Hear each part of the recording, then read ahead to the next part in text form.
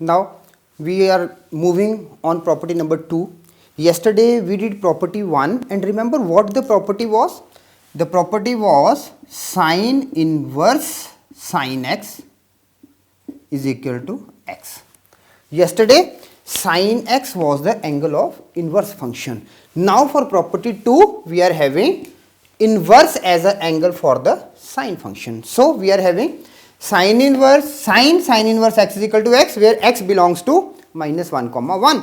Now these are the range for the sine functions, cos functions, tan function, cosecant function, secant function and cot function.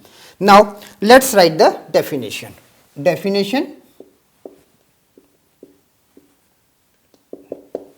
Now definition, if a function f from a to b is bijective,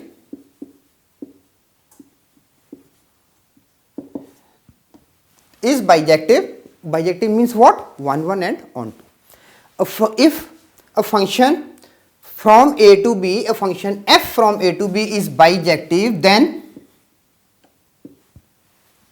inverse function from b to a exists such that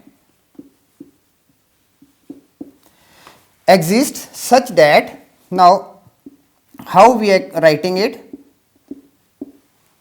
Now this will be participating first, then this one, okay, as we have done in the composite functions, is equal to f inverse y is equal to y, where y belongs to b. Here y belongs to b. What yesterday was? Yesterday, after writing the definition was exactly same up to here. What was the difference? Yesterday I wrote it was x is equal to a function, then inverse function x is equal to x, where x belongs to a. Now here it is that it is belonging to b. Now then alter was, let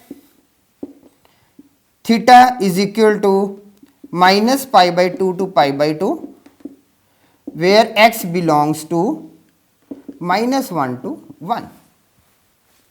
Sin theta is equal to x, theta is equal to sin inverse x. Now sin theta is equal to x, theta is equal to sin inverse x by the definition.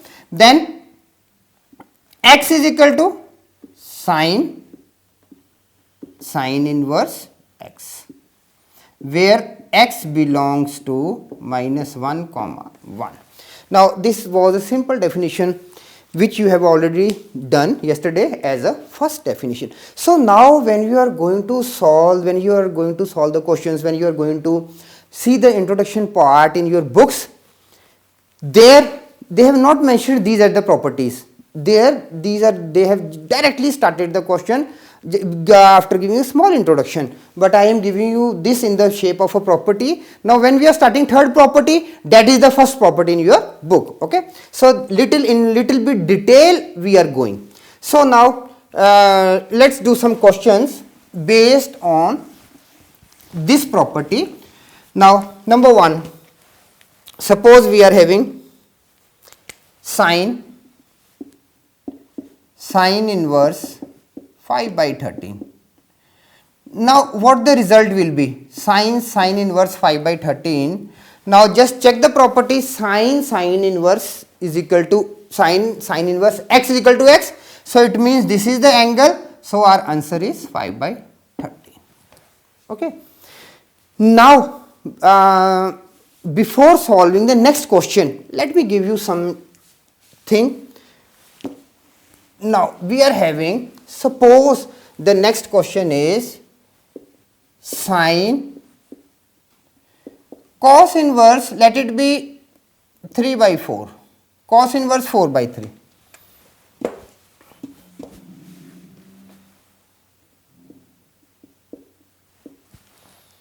Sine cos inverse 4 by 3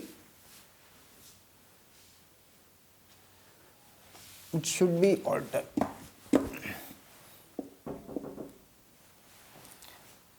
Now, how to solve it? For this particular question, we are having this one. This is question number 1. Let question number 2, sine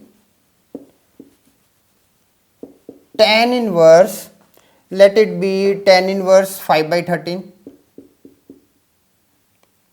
Tan inverse 5 by 13. So, what the result should be for this type of questions? What the result should be? Now, what to do it? Can we convert this cos inverse 3 by 4, tan inverse 5 by 13 with other trigonometric ratios, with the inverse ratios? We can. How? Now, just check it. I am drawing a triangle here. Suppose it is cos inverse 3 by 4. Now, we are writing cos inverse 3 by 4 is equal to theta, then cos theta will be 3 by 4. Now, what you have done in class 10th in your previous classes, if this is a right angle triangle, this is perpendicular, this is base, and this is hypotenuse. Okay, what exactly cos theta is, and this is angle theta. Then what cos theta is? Cos theta is equal to AB upon AC, or you can write B upon H. Now, comparing these two, this one and this one, comparing these two, what we got? AB upon AC is equal to 3 by 4. Now, this means this is 3 and this is what? This is 4. Now, can we get height? Perpendicular, can we get it? Yes, we can. Now, what is according to the Pythagoras theorem? CB is equal to under the root AC square minus AB square. So, what this becomes? Under the root 4 square minus 3 square. This is equal to 16 minus 9. It is equal to under root 7. Okay, so we got root 7 as what? As this thing. This is now root 7. Now, when this is root 7, all the sides we got it, root 7, 3 and 4. Okay. Now, cos inverse theta, after getting this one, let me rub these things now. Now, what you are having? Number 1, sin theta is equal to, from this triangle sin theta is root 7 by 4. Tan theta is equal to root 7 by 3. And this one further, this becomes theta is equal to sin inverse root 7 by 4. Here theta is equal to tan inverse root 7 by 3.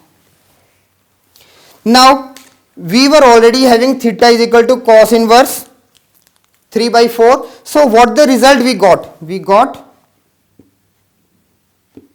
result as cos inverse 3 by 4 is equal to sin inverse root 7 by 4 is equal to tan inverse root 7 by 3.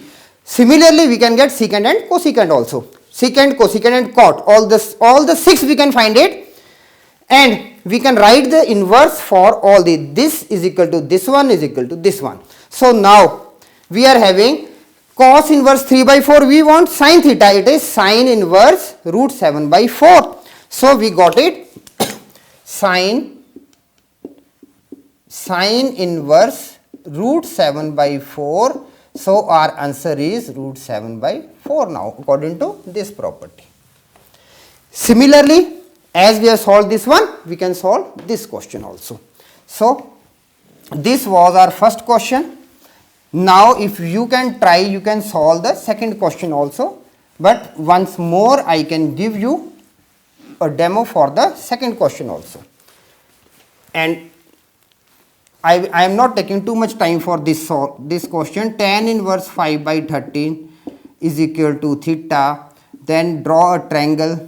So, this becomes tan 5 by 13. It means this is 5 and this is 13. Okay.